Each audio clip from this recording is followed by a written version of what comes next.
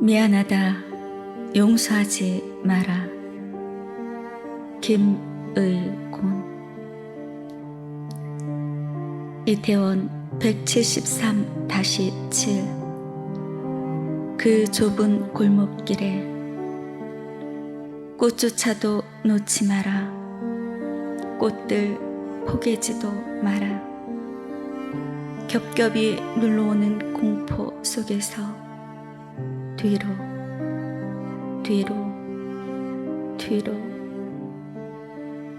꺼져가는 의식으로 붙들고 있었을 너의 마지막 절규에 꽃잎 한 장도 무거울 것 같아 차마 꽃조차도 미안하구나. 얼마나 무서웠겠니 그 밤. 얼마나 원통했겠니 그 순간.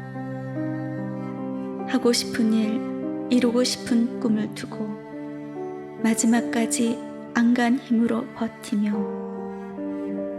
살갗을 파고들었을 내 손톱이 가슴에 비수처럼 꽂히는구나. 304명 생떼 같은 아이들 하늘의 별로 떠나보낸 지 얼마나 됐다고. 또다시 너희들을 허망한 죽음으로 내몬 어른들의 안일함과 무책임이 부끄러워. 이젠 슬픔조차도 변명마저도 차마 드러내 보일 수가 없구나. 그 골목길에 아무것도 놓지 마라. 허울 좋은 애도의 꽃도 놓지 마라. 안전도 생명도 탐욕이 덮어버린 이 나라에 반성 없는 어른들 끝없이 원망케 하라. 그리하여 아이들아, 용서하지 마라. 참담한 부끄러움에 울고 있는 우리를. 본래 계획했던 오늘의 설교 주제를 변경할 수밖에 없었습니다. 10월 29일의 참사는 이재명과 문재인의 수사를 다른 데로 돌리려는 주사파와 종북 분자들의 공작이다. 배후에는 중국과 북한의 김정은이 있다. 대여섯 명의 젊은이를 풀어 주에서 밀어를 외치도록 했다. 그들은 간첩이다. 자칭 목사라는 사기꾼 도둑놈과 보수 기독교를 표방하는 복사의 새끼들이 이런 내용의 카톡을 무차별적으로 유포하고 있습니다. 그리고 그걸 받아서 또 붕괴하며 다른 사람에게 보내는 인간들이 자기는 예수 믿는 사람이라고 씹으려대고 있습니다.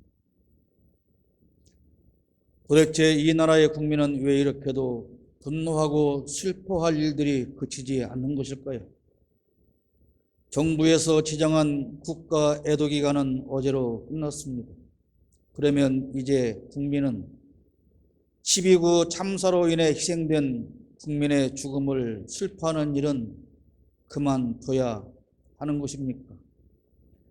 애도 기간에 애도하지 않거나 애도 기간이 끝난 후에도 애도하는 사람은 다 잡아다가 가두겠다는 뜻일까요? 우리가 살면서 문상하는 일은 자주 있습니다. 저는 어제도 이런 부고를 또 받았습니다. 문상은 죽음을 묻는다, 그런 뜻입니다. 상조를 위문하는 것이죠. 조문은 슬프게 묻는다는 뜻입니다. 상조와 고인에게 예를 표하고 위문의 인사를 하는 것이 문상이며 조문입니다. 그러니까 우리가 문상 가면 인사하고 맨 처음 하는 말이 아이고 어쩌다가 이런 일을 당하셨습니까? 라고 묻는 것입니다. 노환이라면 그동안 많이 아프셨는지를 묻고 그렇지 않은 경우라도 사인을 조심스럽게 묻는 것이 인지상정입니다. 그것이 문상이고 조문입니다. 그리고 함께 슬퍼하는 것입니다. 슬픔에 공감하는 것이지요. 왜 어쩌다가 죽었는가를 알아야 그 가족과 함께 슬픔에 공감할 수가 있는 것입니다. 그런데 정부에서는 애도기간이니 진상 규명하는 일에 대해서는 입을 다물라고 합니다. 그럼 애도기간이 끝났으니까 그러면 오늘부터 시작이라고 외치고 진상을 규명하겠다는 것입니까? 누군가 죽으면 대개는 이렇게 말합니다. 연세가 많다고는 하지만 부모님이 좀 더 사시지 못하고 돌아가신 것은 자식된 제 불찰이 큽니다. 자식된 제 책임입니다. 그리고 예상치 못한 죽음에 대해서도 다들 나의 잘못이 크다고 말하는 것이 또한 인지상정입니다. 누구나 죽은 당사자의 탓이라고 말하는 사람은 없습니다. 단 한 사람의 국민이 사고로 죽어도 국가는 도의적인 책임을 느껴야 합니다. 대통령은 이번 사고를 보고받고 맨 처음 한 말이 본건이라고 했다고 합니다. 본건, 즉 본 사건이라는 뜻입니다. 여전히 일개 검사 나부랭이의 눈을 가지고 국민이 당한 참사를 사건으로 수사해야 할 사건으로 대하고 있는 것입니다. 참사가 아니라 사고라고, 희생이 아니라 사망이라고 하랍니다. 애도 기간에 가슴에 달아야 할 근조 리본에 근조라는 단어를 쓰지 말라고 합니다.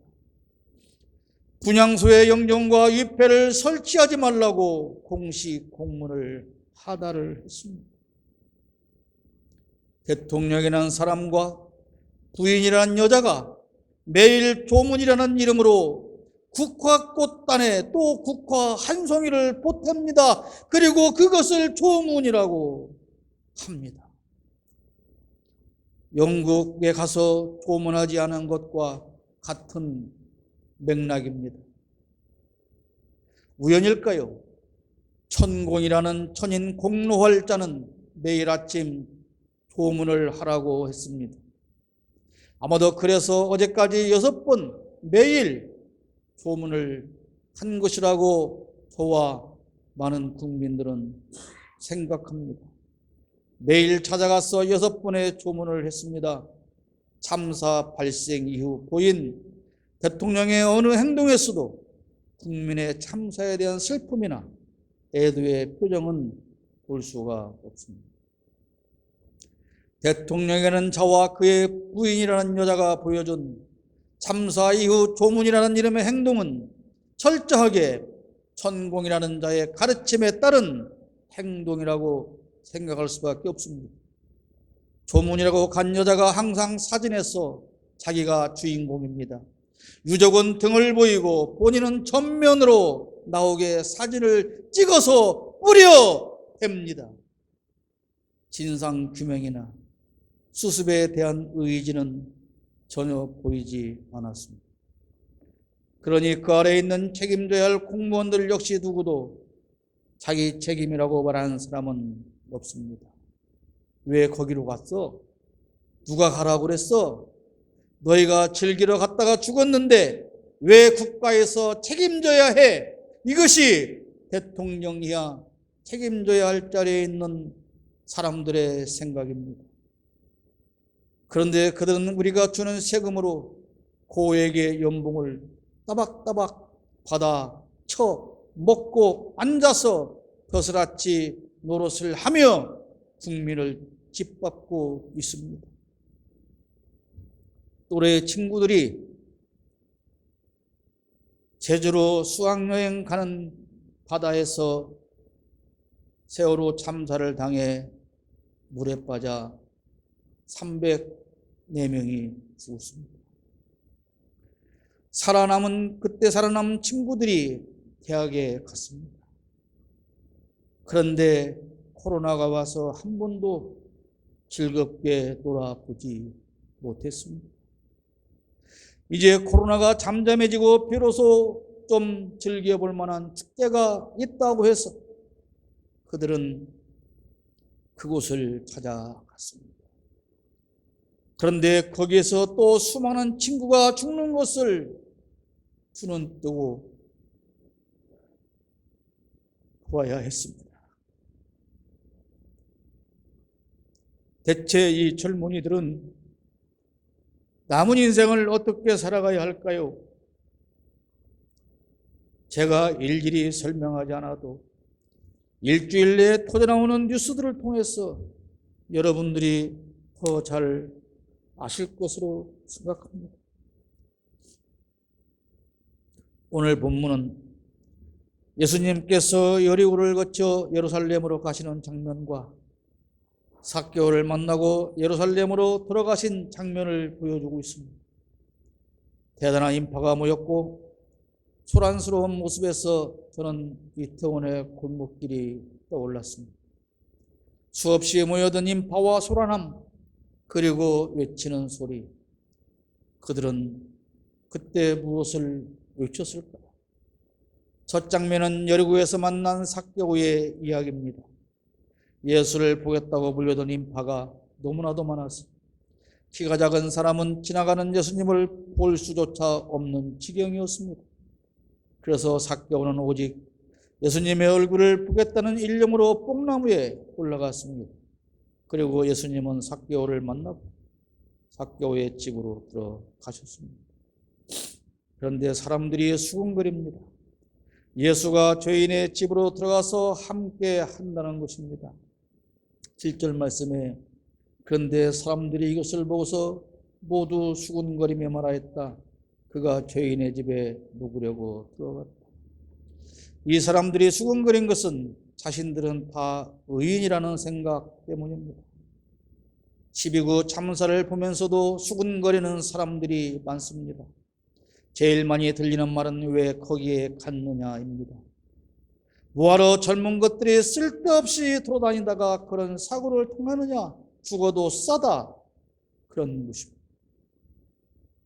이렇게 수군대는 인간들 자기 자식이 죽었어도 그럴 수 있을까요? 그런데 교회와 기독교인은 이 참사를 보면서 왜 수군거립니까? 헬로윈에 대한 구글 검색의 내용을 읽어드리겠습니다. 할로윈 또는 헬로윈은 모든 성인의 날에 전날인 10월 31일 밤을 기념하여 행해지는 영미권의 전통 행사다. 영미권에서 공휴일이 아니며 상업적인 성격을 많이 띈다. 이날에는 죽은 영혼들이 되살아나며 정령이나 마녀 등이 출몰한다고 믿고 귀신들에게 육신을 뺏기지 않기 위해 사람들은 유령이나 흡혈귀, 해골, 마녀, 괴물 등에 복장하라고 축제를 즐긴다. 최근에는 대한민국의 이태원, 일본의 시부야, 도톤부리 거리와 클럽에서 모든 성인의 날 앞 주말에 주요 거리를 중심으로 젊은이들이 코스프레를 하고 모이는 현상이 늘어나고 있다. 이렇게 설명하고 있습니다. 물론 기독교에서는 권장하거나 옹호 또는 참여하는 것을 반대합니다. 그것은 당연합니다. 저 역시도 그렇습니다. 사탄의 문화다. 서양에서 들어온 귀신 축제다. 맞습니다. 그러니까 참여하는 것은 안 된다고 합니다. 그렇습니다. 맞습니다. 그 주장에 100% 찬성하고 동의합니다. 그러나 그런 축제에 갔으니 죽어도 당연한 것은 절대 아닙니다. 사탄의 축제에 갔다가 죽은 것은 하나님이 내린 형벌이란 따위에 철없는 소리도 이제 제발 좀 그만하기를 바랍니다. 거기에 참여한 청년들이 귀신이나 우상을 숭배해서 간 것입니까? 그렇지 않습니다. 종교의식이나 종교 행사로 참석한 것도 아닙니다. 그저 젊은이들이 모여서 즐기고 싶었고 한번 놀아보고 싶었고 구경해보고 싶어서 간 것뿐입니다. 절대로 그것이 그들이 죽어야 할 이유는 아니라는 말입니다. 본문으로 돌아와서 삭개오의 집에 들어가서 예수님이 하룻밤 묵는다는 사실에 대하여 유대인들이 수군거립니다. 어떻게 저런 죄인과 함께 먹고 마시고 잠잘 수 있느냐고 수군거립니다. 유대인들은 심판자의 자리에 있습니다. 자기들의 잣대로 죄인과 의인을 나누고 심판해버립니다. 이 나라 대통령과 정부를 보십시오. 자기들의 입맛에 맞는 잣대로 의인과 죄인을 나눕니다. 한국 교회를 보십시오. 똑같은 잘못을 저지릅니다. 자기들은 다 의인이라고 합니다. 그래서 늘 수군거립니다. 고난 겪는 사람을 향해서 수군거립니다. 예수를 제대로 안 믿기 때문에 저런 고난을 당한다고 손가락질하며 수군거립니다. 그러나 우리가 죄인이라고 매도하고 심판하는 저 사람도 하나님의 자녀라는 사실을 우리는 결코 잊으면 안 됩니다. 예수님의 말씀이 9절과 10절에 기록되어 있습니다. 예수께서 그에게 말씀하셨다. 오늘 구원이 이 집에 이르렀다. 이 사람도 아브라함의 자손이다. 인자는 이런 것을 찾아 구원하러 왔다. 너희가 죄인이라고 수군대는 이 사람도 아브라함의 자녀요 하나님의 아들이라는 것입니다. 교회 밖에 있는 하나님의 자녀가 있고 교회 안에 있는 사탄의 자식도 있습니다. 함부로 누구도 심판하지 말기를 바랍니다. 그것은 우리에게 주어진 일이 아닙니다. 우리는 그저 누구든 사랑해야 할 의무만 가지고 있습니다. 함부로 수군거리며 자신만이 의인이고 자기만이 구원받은 하나님의 자녀라는 오만방자한 생각을 버려야 합니다. 설령 우상의 축제에 참여했더라도 그것이 참사당할 이유는 절대로 아니라는 말. 설령 삭개오가 유대인의 기준으로 보면 죄인일지라도 예수 앞에 나오는 것을 반대할 권리는 아무에게도 없습니다. 더구나 하나님의 눈으로 내가 삭개오보다 더 나은 사람인지는 하나님이 아시는 일입니다.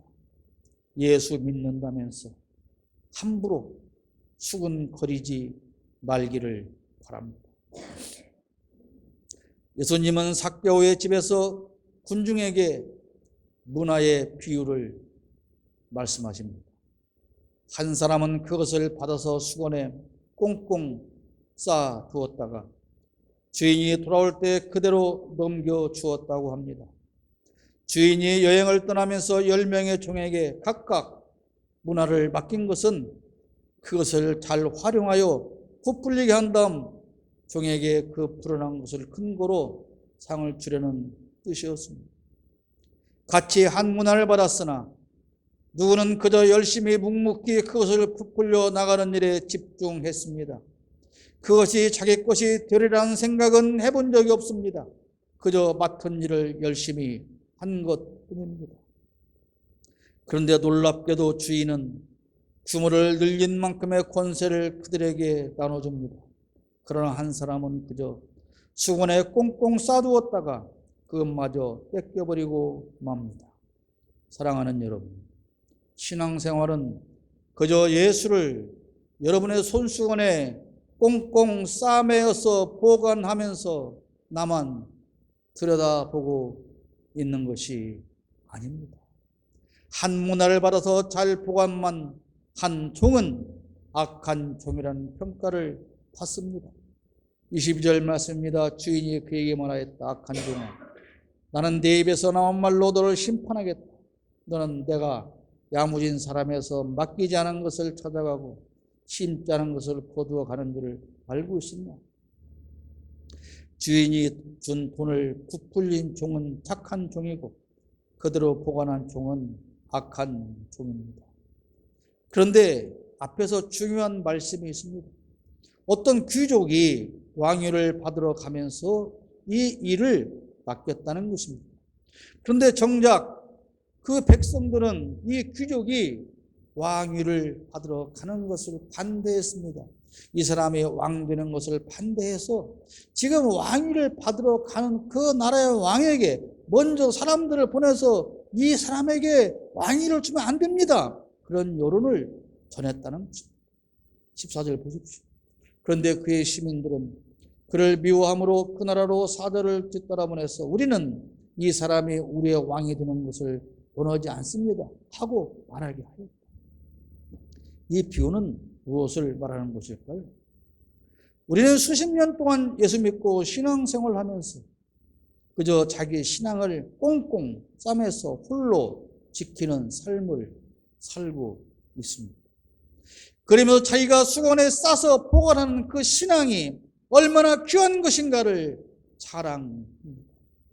나는 이렇게 예수 믿는 사람이야. 봐! 나는 예수를 내 손아귀에 꽂고 싸매서 가지고 있어. 내 믿음은 이렇게 귀한 것이야. 어떤 여인이 수천만 원짜리 액세서리를 목에 걸고 손에 품고 다니면서 자랑하는 것은 무슨 의미가 있습니까? 나 혼자 내 수건에 꽁꽁 싸매어 두고 있는 예수는, 그 십자가는, 그 믿음은 아무런 의미가 없다는 것입니다, 여러분. 기독교 신앙은 도 닦는 것이 아닙니다.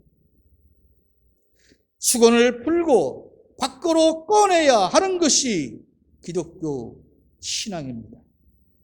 주님께서 우리에게 원하시는 삶은 자기 혼자만의 신앙을 금쪽같이 귀하게 여기는 것이 아니고 확장해 가는 삶입니다. 주님께서 우리에게 주신 믿음을 기본으로 해서 얼마나 많이 늘려놨느냐, 얼마나 많이 부풀려 놓았느냐, 그것입니다. 내가 예수 믿고 신앙생활 하는 것으로 세상에 어떤 영향을 주었을까요? 꽁꽁 싸매 두었던 종은 돈을 맡긴 주인이 왕이 되지 못할 것으로 생각했을 것입니다. 왜요? 여론이 그랬으니까요. 다른 사람들의 생각이 다 그랬기 때문입니다. 저 사람은 왕이 될 수 없어. 왕이 되면 안 돼. 그 시류에 같이 있었을 것입니다. 그러니 일 맡긴 그 사람이 왕이 될 이유가 없는데 그 일을 맡긴 사람의 말을 따라서 일을 할 필요가 없었겠죠. 그래서 주인은 그 종에게 악한 종이라고 합니다. 그 종은 주인을 왕으로 인정하지 않았고 그래서 맡긴 일을 할 필요가 없었던 것입니다. 말을 바꾸면 왜 신앙인이 자기 사명을 수건에 꽁꽁 싸서 묶어 두냐? 그것은 예수 그리스도를 왕으로 인정하지 않는 것이다. 그런 뜻입니다. 이 비유에서 귀족에게 왕위를 주는 사람은 누굽니까? 하나님을 상징합니다.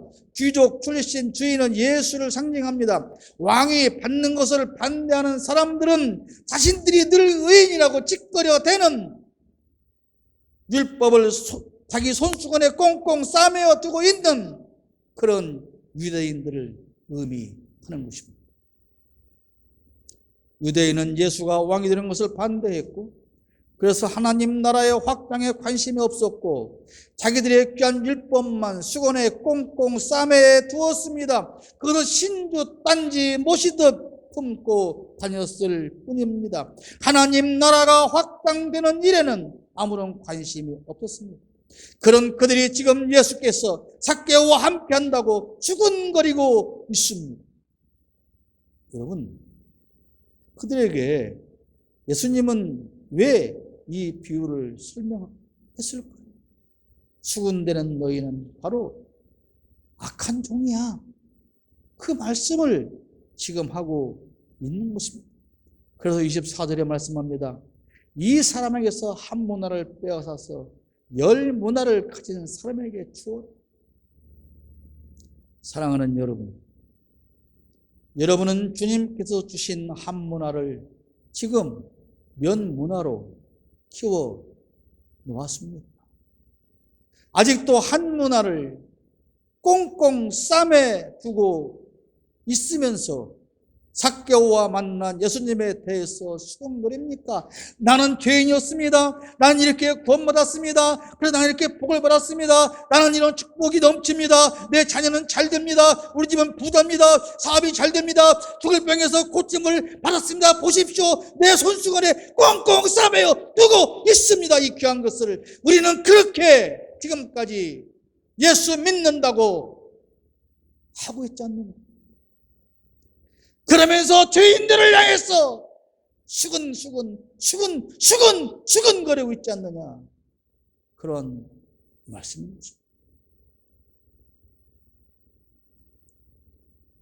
이 설교를 듣는 여러분 모두가 예수 믿는 기독교인이라면 10월 29일에 참사를 두고 수근거리지 마십시오. 수근거리는 사람은 저들을 희생시키는 데 가담한 또 하나의 공범이고 가해자일 뿐입니다. 당신들이 예수 잘 믿었기 때문에 당신들의 자식은 거기를 안 가서 참사를 모면한 것이 아니란 말입니다. 수근거리는 일로 인생을 보내지 말고 주님께서 주신 문화를 키우는 일에 매진하기를 바랍니다. 수건에 꽁꽁 싸든 그 믿음이라는 것을 풀어서 이제 들고 가지고 세상으로 나가시기를 바랍니다.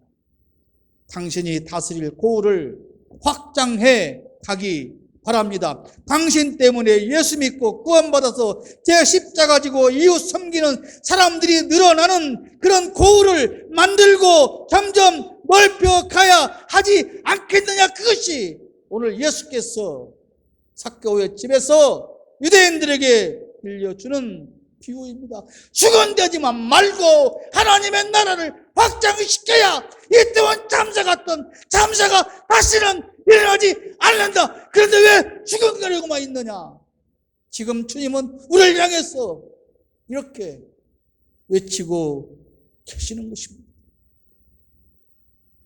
그런데 여전히 지금 우리는 나에게 주시는 말씀인 것조차 깨닫지 못하고 여전히 때오를 바라보며 수군대고 있다는 말입니다. 유대인의 왕으로 오신 예수께서 왜 하필이면 삭개오 집에 머무르면서 이 비유를 들려주셨을까요? 여러분, 오늘 이 누가복음 19장에 나오는 삭개오만 보지 말고 이 비유의 의미를 잘 깨달아야 합니다. 어쩌면 예수님은 이 비유를 들려주시기 위해서 삭개오의 집에 가셨을 수도 있기 때문입니다. 저들이 수근거리는 삭개오는 문화를 잘 풀린 사람이고, 수근거리는 사람은 꽁꽁 싸매두고 있는 악한 종입니다. 이제 예수님은 삭개오의 집을 떠나 예루살렘으로 들어가셨습니다. 그곳에는 수많은 인파가 모여들어 예수를 맞이했습니다. 환호성이 하늘을 찔렀습니다.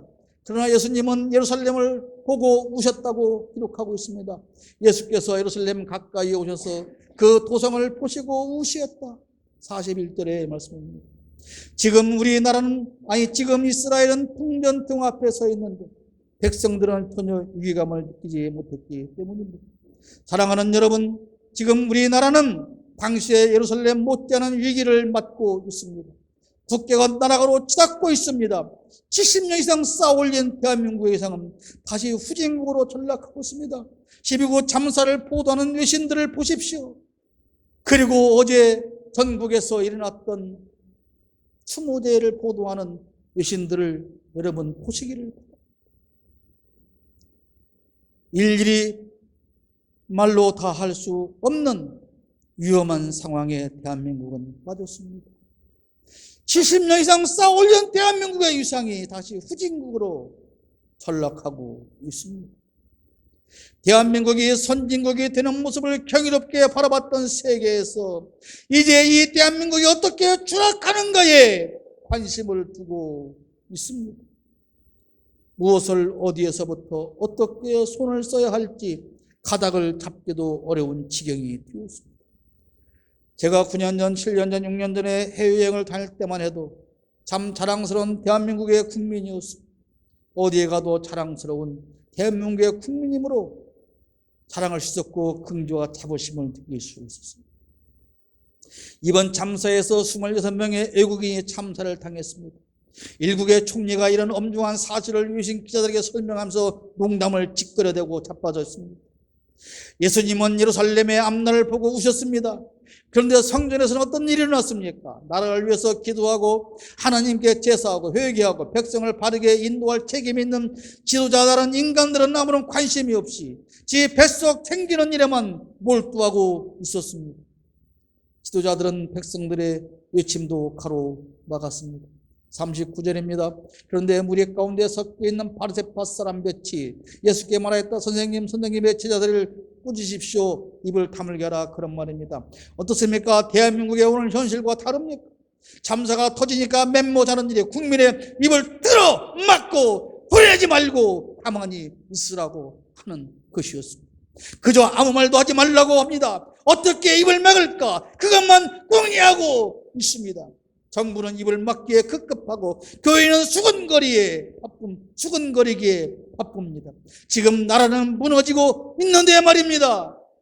예수님께서 말씀하십니다. 40절에 이 사람들이 잠잠하면 돌들이 소리 지를 것이다. 국민의 입을 틀어막으면 길가에 돌들이 일어나 외칠 것입니다. 교회가 불의에 항거하며 외치지 못하고 수근거리기만 한다면 길가에 돌들이 일어나 외칠 것입니다.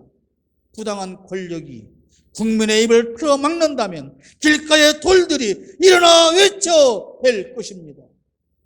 사랑하는 한국교회 성도와 지도자 여러분, 끼리끼리 모여서 서로 수건에 꽁꽁 싸둔 자기 믿음만 자랑하지 말고 수근거리지만 말고 이젠 제발 일어나 불의에 항거하여 외치고 당신의 그 믿음을 부풀려 예수의 고를 넓혀가는 착한 종이 되기를 바랍니다. 돌들이 대신 외치기를 기다리지 말고 그때까지 앉아있지 말고 지금은 당신이 일어나 외쳐야 할 때입니다. 사랑하는 여러분, 지금 당장 일어나 외치십시오.